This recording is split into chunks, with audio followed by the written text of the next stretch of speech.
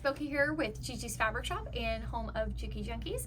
And we wanted to do a video for you guys just standalone for the JUKI HZL-LB5020.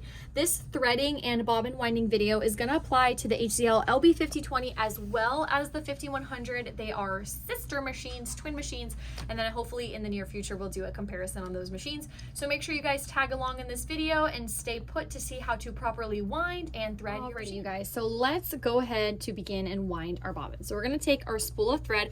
I am working with the Glide 40 in the color white. This is a truly fabulous 100% polyester thread that's virtually lint free. We swear by this thread, so definitely check out the link in the description for this thread. You're going to take your spool of thread and you're going to put it on your pin, okay? Just going to place it here, make sure it goes all the way through. You're going to find a spool cap that's most similar in size to this. Okay, so usually with your machine you get a little bit of a variety. You're going to sew it on, put it on. I like putting it this way just because it holds it nice in place. Okay, like that. Make sure the thread's coming from underneath. We're going to take our thread and we're going to place it in this little, what looks like a screw, but there is a slit in between the base and the top screw. So you're going to take your thread, kind of like you're flossing your teeth, have a nice grip on it, and slide it right into that tension disc. And this is super important when you are winding a bobbin because this is what's giving tension to that bobbin. Okay, so next up, you're going to grab your plastic bobbin. This is a class 15 size L bobbin. I like to do the underneath method, so I will grab the thread and I will poke it through the little hole like that from the top and pull it through like that, all right? And then I'm just going to put it in place. I'm going to engage bobbin winding mode and you'll see that the machine is signaling you that's in bobbin winding mode. Make sure you have a good grip on this top thread before you start, all right? And you're just going to press your foot down like on your pedal, okay? Push on the pedal and start winding. All right, once it grabs a little bit of a grip, I'm still holding that thread in my hand, okay?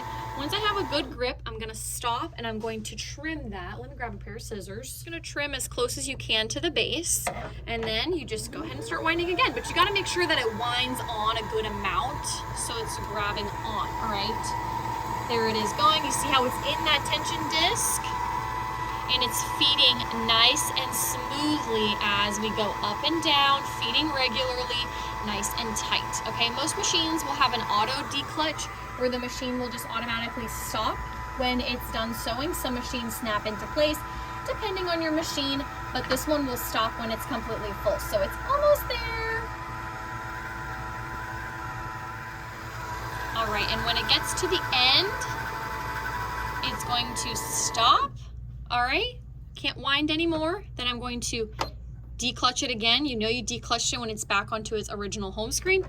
And then we're going to cut the thread, pull it off, and observe to make sure it's perfectly wound. You see how nice and tight that is? Call it the squish test, where you pinch it with your fingers and everything is nice and perfectly wound. Okay, so let's go ahead and insert this bobbin since we're already done with it, and then we're going to thread the machine, okay? So when you are placing your bobbin inside of the machine, every machine is different, but most computerized machines will be about the same. You want the thread from the bobbin falling to the left side, okay? So you're gonna drop it in like so.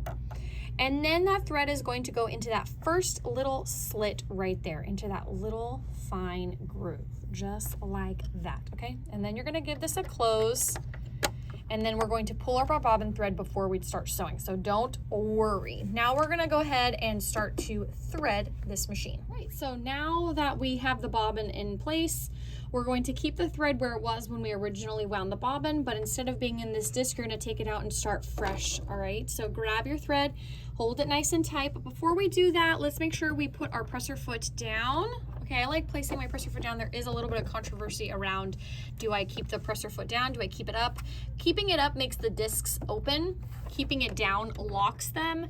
I think your manual will tell you to keep it up. I personally like to keep mine down because I'm threading this machine like I'm flossing my teeth, so I know I'm not missing anything, but it's up to you entirely, whichever way you do it. As long as you're getting into the tension discs, that is the goal here, all right? We're gonna do a little needle down, needle up.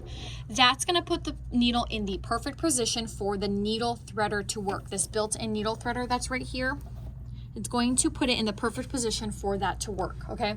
You're gonna hold your thread like you're flossing your teeth, and you're gonna start back here first. This is one moment of tension already.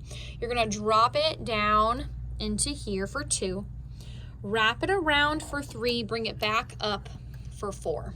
There'll be this little metal piece right here, okay? It's like a little hook. You're gonna bring it from the back to the front and guide it right into that little slit. Come back down for 5. Make sure you use your thumb to guide you into this little thread guide right here. That's gonna be 6. So we're going from the right to the left like so, okay? Then we're going to go from the left to the right to the last needle guide that's right in front of the needle. Okay, this is very important, so make sure you don't miss that. Do your little needle down, needle up to make sure the needle's in its highest position. Bring the threader down. Use your finger to guide the thread underneath that little plastic finger or little arm. Then you're gonna bring it straight back right there and then slowly pull up. The point here is not to jerk it up, it's to slowly pull it so that way it makes the loop. So you're just gonna take the thread, pull it through that eye of the needle, and then just take your thread, tuck it underneath like so. So it should be threading from front to back on that needle. All right, you guys? All right, you guys, so just as a quick recap, going a little bit faster paced, nice and tight. Whoops, down, back up, right to left, down, right here, down, right here.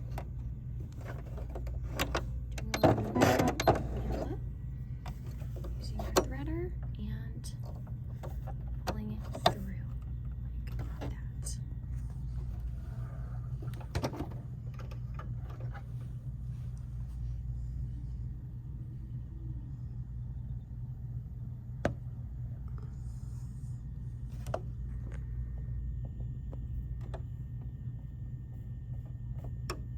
Thank you so much for watching this video. I hope you guys enjoyed. We wanted to just make it sweet and short and simple to the point. So if you were wondering how to do it, you now know how. So thank you so much for watching. Make sure you guys like and subscribe. If you have any questions, make sure you feel free to comment down below this video. We are more than happy to help.